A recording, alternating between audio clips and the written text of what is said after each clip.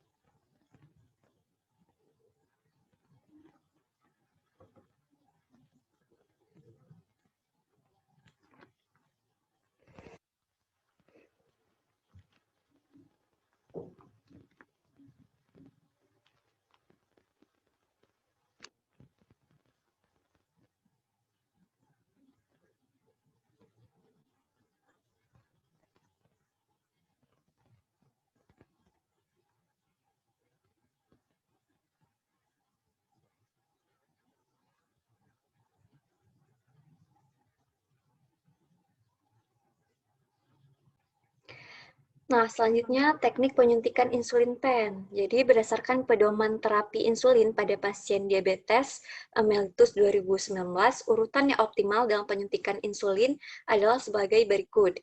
Yang pertama, suntikan insulin perlahan dengan sudut tegak lurus terhadap permukaan lipatan. Setelah plunger sepenuhnya tertekan pada pen, dibiarkan jalan di kulit selama 10 detik atau dapat dihitung dari 1 sampai 10. Kemudian tarik jarum dari kulit dan lepaskan lipatan kulit. Kemudian lepaskan jarum dari pen. Dan terakhir buang jarum. Kemudian akan dijelaskan oleh teman saya. Baik, selanjutnya saya akan menjelaskan tentang teknik penyuntikan insulin pen. Jadi yang pertama, apa yang harus dilakukan, itu pertama harus mencuci tangan terlebih dahulu, lalu disiapkan insulin pennya, jarum, kapas, alkohol, serta tempat sampah khusus. Yang ketiga, itu sebelum digunakan, periksa tanggal kadaluarsanya, warna, dan kejernihan insulin. Lalu dipersiapkan insulin pen. Lalu selanjutnya dilepaskan penutup insulin. Nah, pastikan insulin itu tidak ada penggumpalan di dalamnya. Nah, jika ada, maka dapat diatasi dengan cara gambar nomor 1, yaitu dengan memutar-mutar insulin pen sampai gumpalannya hilang secara perlahan. Lalu dilepaskan kertas bungkusnya dengan tahap berikut yang ada di slide selanjutnya.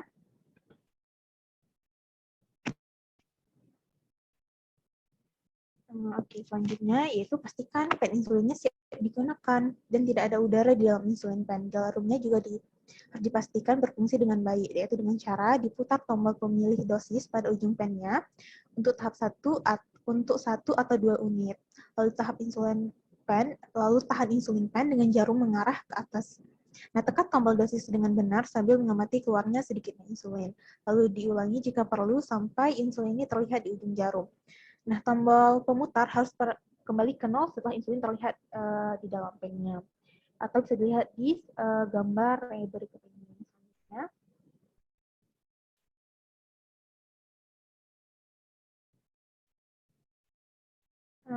Selanjutnya yaitu harus diatur dosisnya sesuai dengan anjuran dokter. Lalu dipilihlah lokasi bagian tubuh yang akan disuntik. Nah, untuk lokasi tubuhnya itu bisa dipilih pada bagian perut, lengan, paha atas, ataupun pinggul. Lalu dianjurkan untuk menyuntik di lokasi yang tidak sama secara terus-menerus. Diusahakan itu dirotasikan posisi penyuntikannya. Setiap dilakukan penyuntikan. Selanjutnya,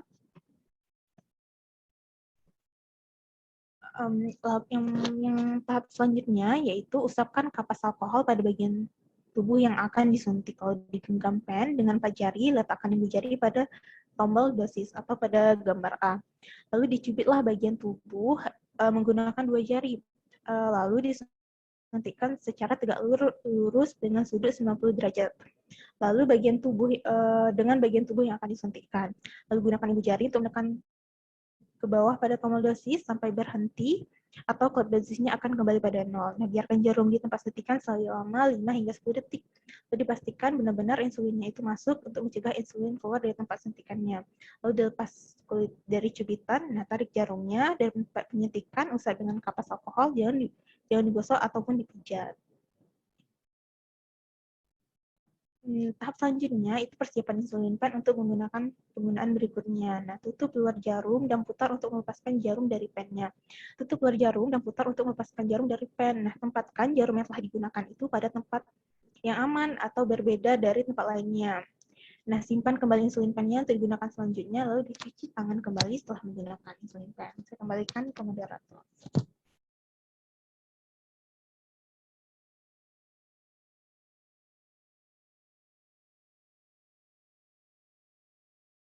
Baik, selanjutnya adalah cara penyimpanan insulin pen oleh pasien. Nah, berdasarkan wawancara yang kami lakukan melalui WhatsApp, di situ pasien menjelaskan bahwa prosedur penyimpanan insulin pen yang dilakukan oleh pasien adalah pasien menyimpan insulin pen yang belum pernah dipakai itu di dalam kulkas dan kemudian menyimpan di suhu ruang untuk insulin pen yang sudah dipakai dan tidak boleh disimpan di tempat yang panas seperti di dalam mobil.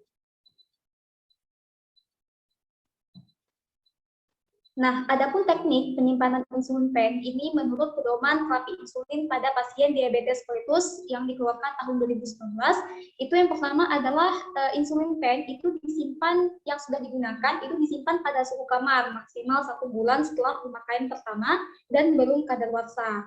Nah, simpan insulin yang belum dibuka di dalam kulkas, tetapi jangan disimpan di dalam freezer.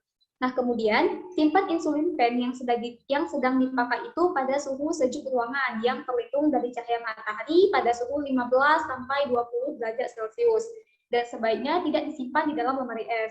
Nah, penyimpanan insulin pen yang sudah atau sedang dipakai itu baik disimpan pada suhu sejuk ruangan atau disimpan di dalam kulkas. Insulin pen itu tetap hanya bisa digunakan 30 hari sejak insulin tersebut dipakai. Nah, insulin pen yang awalnya disimpan di dalam kulkas dalam kondisi stabil, kemudian dikeluarkan dari dalam kulkas untuk dipakai, maka akan mengalami perubahan stabilitas, sehingga akan percuma apabila disimpan kembali ke dalam lemari es.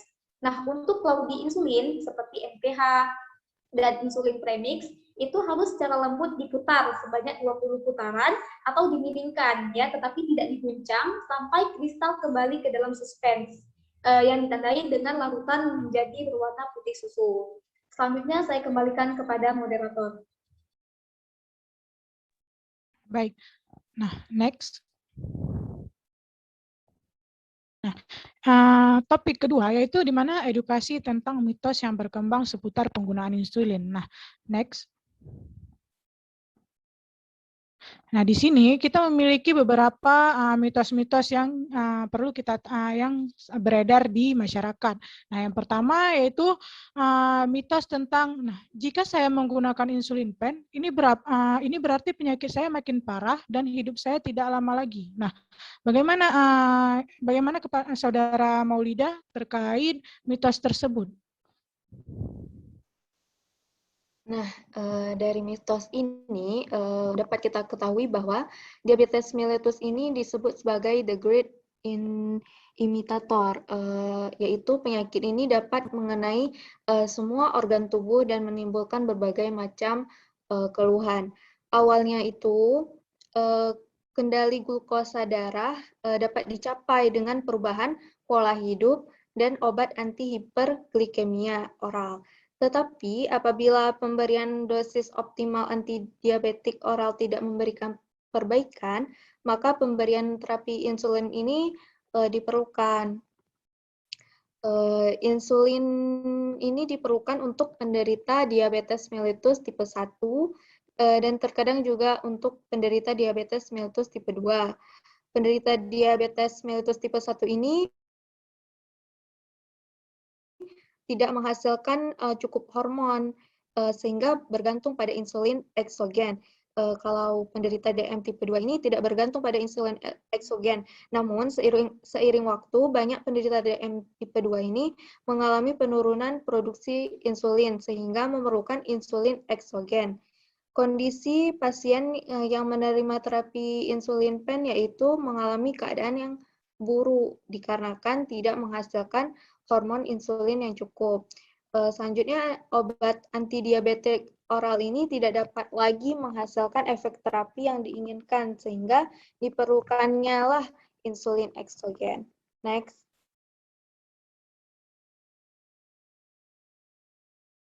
Berdasarkan American Diabetes Association menjelaskan bahwa keyakinan para penderita diabetes mellitus ini dengan menggunakan insulin akan menyebabkan komplikasi atau kematian.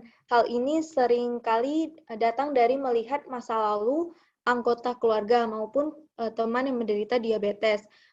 Meskipun sulit untuk mengatasi rasa takut penderita DM, pada kenyataannya kemungkinan besar penggunaan insulin ini dapat menunda atau mencegah lebih awal komplikasi-komplikasi yang akan terjadi.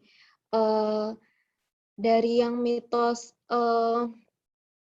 yang disebutkan tadi, tidak ada penelitian yang menunjukkan bahwa dengan pemakaian insulin pen, maka pasiennya hidupnya nggak akan lama lagi.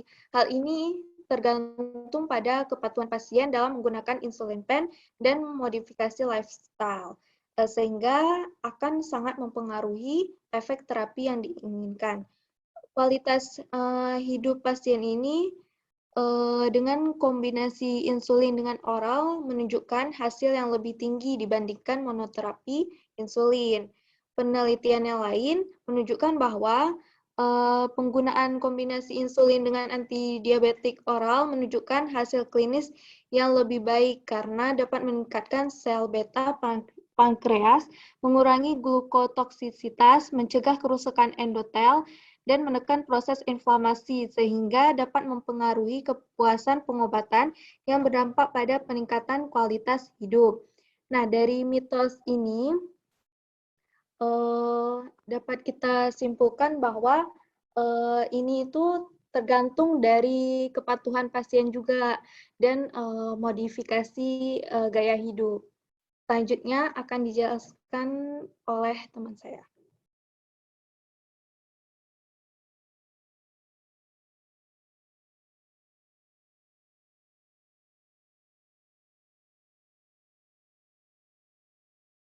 Nah, mitos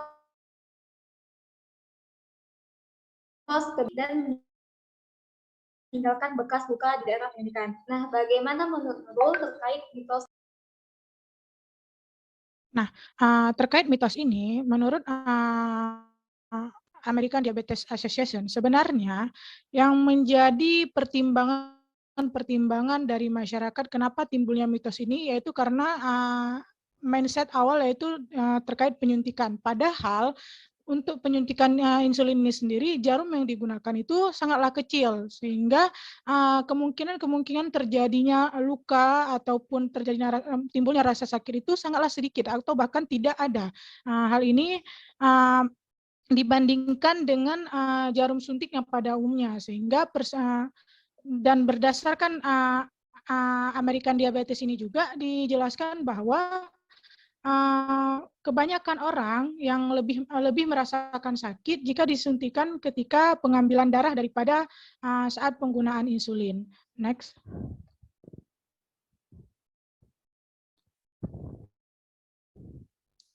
Nah, kemudian dilansir lagi dalam buku RSSDI terkait insulin monograf, di mana di sini mengatakan bahwa besarnya timbulnya mitos tentang adanya rasa sakit itu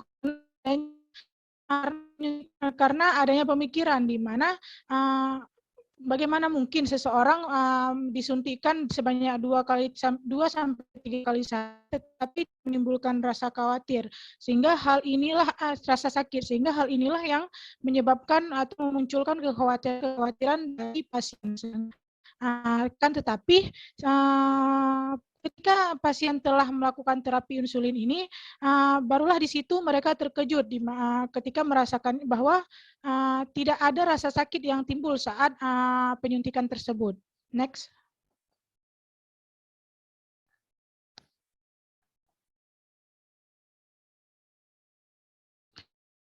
Nah, kemudian berdasarkan lansir lagi dalam buku Home Health Care, di mana di sini mengatakan bahwa jarum suntik insulin dan pena itu hampir tidak menimbulkan rasa sakit sama sekali. Maka dari itu hal ini menjawab permasalahan-permasalahan yang berada di masyarakat terkait mitos tersebut, di mana dalam untuk membuka mindset pasien, alangkah baiknya pasien mencoba menyuntikkan sendiri insulin tersebut di tubuhnya dengan arahan, tentu saja dengan arahan dokter dan petunjuk dari dokter juga. Nah, dari ketiga referensi ini, maka dapat kita ambil kesimpulan bahwasannya untuk penyuntikan insulin pen ini tentunya tidak menghasilkan kesakitan pada saat penyuntikannya dan apalagi timbulnya luka. Next. Nah, mitos selanjutnya ada yaitu insulin dapat menyebabkan ketergantungan dan hipoglikemik. Nah, gimana nih Saudara Salsa terkait mitos tersebut? Nah, saat ini memang banyak pasien diabetes yang berpikir bahwa insulin itu dapat menyebabkan ketergantungan. Nah, sebenarnya mitos ini tidak sepenuhnya salah. Next. Jadi, hal tersebut itu dapat kembali lagi pada tipe diabetes yang dialami oleh pasien. Jadi, tipe diabetes itu ada 2, yang mana ada DM tipe 1 dan juga tipe 2. Jadi pasien dengan DM tipe 1 itu memang harus menggunakan terapi insulin seumur hidup, sehingga dapat dikatakan pasien ini ketergantungan insulin. Sedangkan pasien DM tipe 2 itu mungkin memerlukan terapi insulin, tapi tidak mengalami ketergantungan. Karena pada DM tipe 2 itu pasien dapat memproduksi insulin, tetapi sel tubuhnya tidak merespon insulin dengan normal, yang mana insulin yang ada itu tidak dapat bekerja dengan baik. Kemudian kadar insulin dapat normal, rendah, atau bahkan meningkat, tetapi fungsi insulin untuk memetabolisme glukosanya tidak ada ataupun kurang.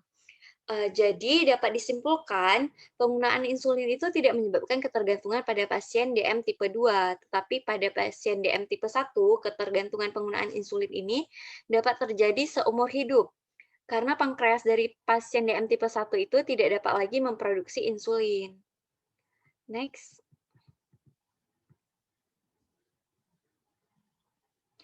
Nah, selanjutnya terkait penyataan insulin dapat menyebabkan hipoglikemik.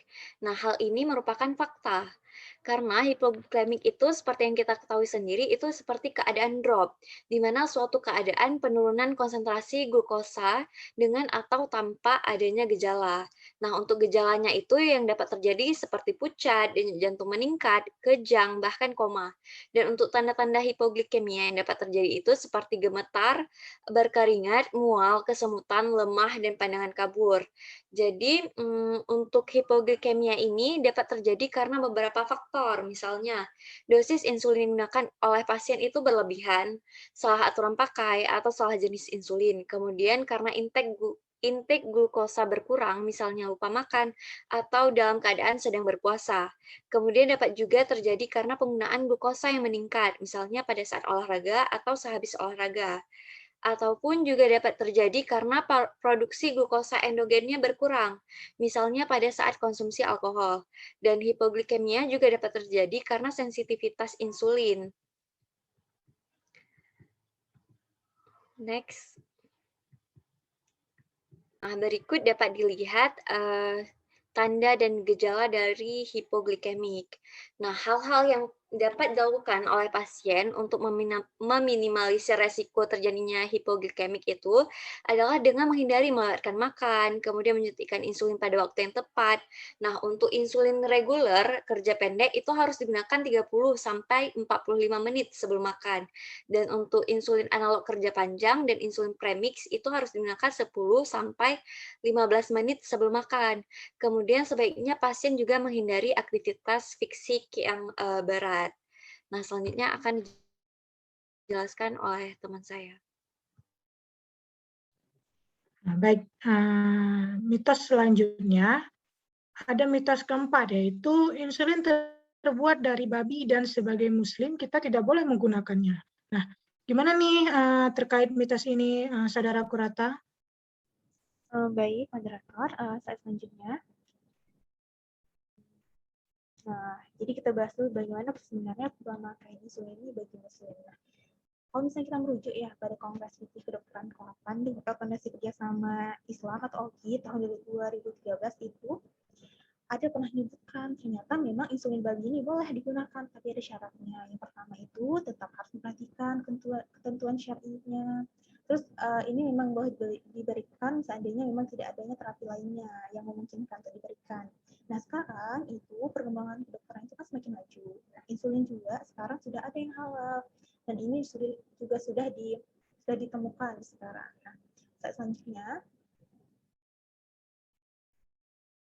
nah ini juga diperkuat sebenarnya dari pernyataan dari Kemenkes. Ternyata dari Kemenkes sendiri itu tahun 2013 itu disebutkan ternyata yang diedarkan itu hanya insulin yang non-babi. Jadi memang pernah dulu ada insulin dari babi, cuman karena memang ya penelitian itu kan butuh waktu. Jadi butuh waktu hingga dari 10 hingga 20 tahun untuk bikin obat baru.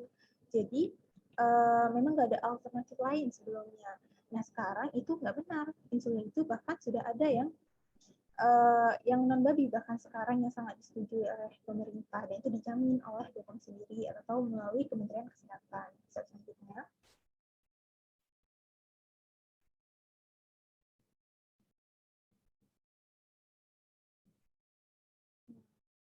Nah, sekarang itu perkembangannya bahkan ada yang dari bakteri. Jadi ini pernyataan dari sumber yang saya ambil dari beberapa review artikel. Jadi di sini disebutkan bahkan insulin itu sekarang telah disisipkan di bakteri E. coli, jadi terus dikembangkan. Nah, di skala yang namanya itu pada tahun 1982 bahkan itu ada namanya humulin. Nah, ini sudah di-approve oleh FDA atau kalau misalnya kita bilang FDA itu kayak BPOM-nya Amerika. Jadi sekarang sebenarnya insulin udah banyak perkembangannya. Bahkan dari bakteri juga ada, jadi sangat aman digunakan. Dan itu nggak benar dari babi kalau sekarang. Kembalikan kepada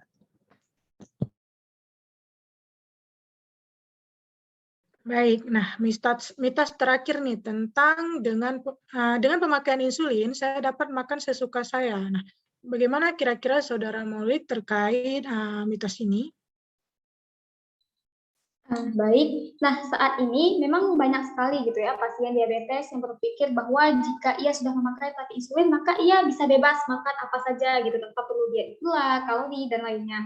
Nah entah dari mana dan bagaimana awalnya mitos ini tuh bisa muncul dan tersebar gitu ya, tetapi yang pasti mitos tersebut jelas salah. Karena faktanya ya, bahkan penderita diabetes mellitus, terutama yang memakai terapi insulin, itu sangat perlu memperhatikan keteraturan mulai dari jadwal makan, jenis, dan jumlah kandungan kalori, di mana bahkan penderita diabetes mellitus dengan terapi insulin itu sebaiknya itu mereka mampu menyesuaikan jumlah asupan karbohidrat dengan dosis insulin yang diberikan oleh dokter. Jadi alangkah baiknya jika seseorang gitu ya mendapatkan terapi insulin dari resep dokter, maka ia harus menanyakan, dok kira-kira ini dosisnya berapa dan kira-kira berapa kalori yang bisa saya konsumsi seharinya agar makanan yang saya konsumsi itu dia bisa sesuai dengan dosis insulin sehingga tidak terjadi kelebihan karbohidrat nantinya. Nah, hal ini bertujuan agar pasien itu dia mendapatkan kadar gula darah yang berada pada kondisi normal atau stabil.